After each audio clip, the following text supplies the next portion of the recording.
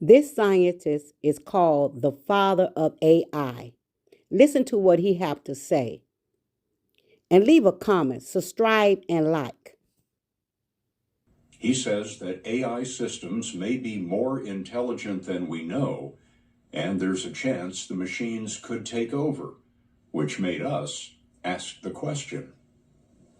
Does humanity know what it's doing? No. I think we're moving into a period when, for the first time ever, we may have things more intelligent than us. You believe they can understand? Yes. You believe they are intelligent? Yes. You believe these systems have experiences of their own and can make decisions based on those experiences? In the same sense as people do, yes. Are they conscious? I think they probably don't have much self-awareness at present.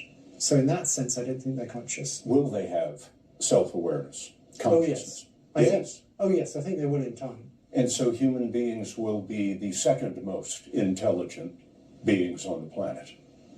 Yeah. Oh my goodness. This is Google's AI lab in London, which we first showed you this past April.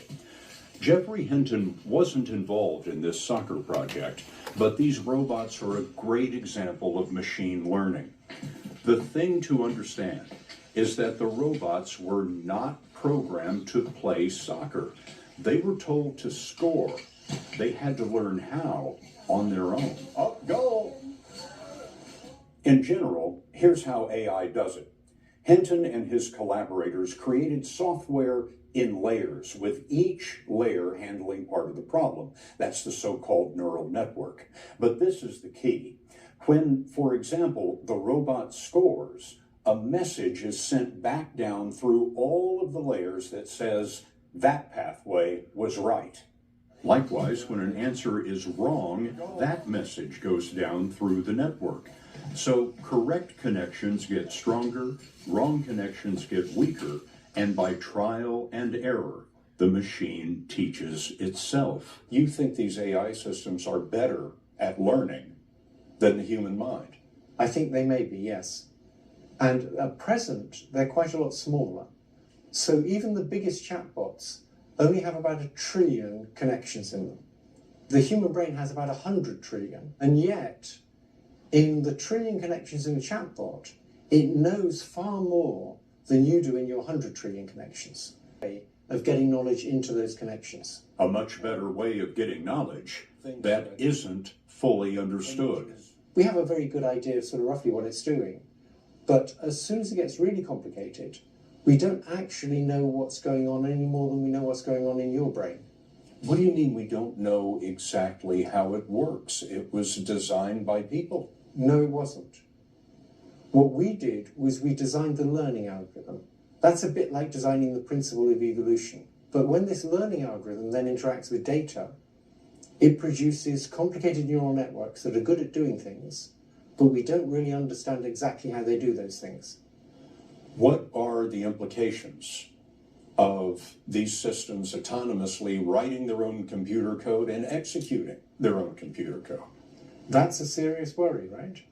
So one of the ways in which these systems might escape control is by writing their own computer code to modify themselves. And that's something we need to seriously worry about. What do you say to someone who might argue if the systems become malevolent, just turn them off? They will be able to manipulate people, right? And these will be very good at convincing people because they'll have learned from all the novels that were ever written, all the books by Machiavelli, all the political connivances. They'll know all that stuff. They'll know how to do it. Know-how of the human kind runs in Geoffrey Hinton's family. His ancestors include mathematician George Boole, who invented the basis of computing, and George Everest, who surveyed India and got that mountain named after him. But as a boy, Hinton himself could never climb the peak of expectations raised by a domineering father. Every morning when I went to school, he'd actually say to me as I walked down the driveway, get in there pitching, and maybe when you're twice as old as me, you'll be half as good. Dad was an authority on beetles. He knew a lot more about beetles than he knew about people. Did you feel that as a child? A bit, yes. When he died, we went to his study at the university, and the walls were lined with boxes of papers on different kinds of beetle. And just near the door, there was a slightly smaller box that simply said, "Not insects." And that's where he had all the things about the family. Today, at 75, Hinton recently retired after what he calls 10 happy years at Google. As you can see, this report was done by 60 Minutes. So you know that this is not something that we just thought of. Please subscribe and like and give us your intake on this matter. Let us know if you think AI should be a part of our human existence.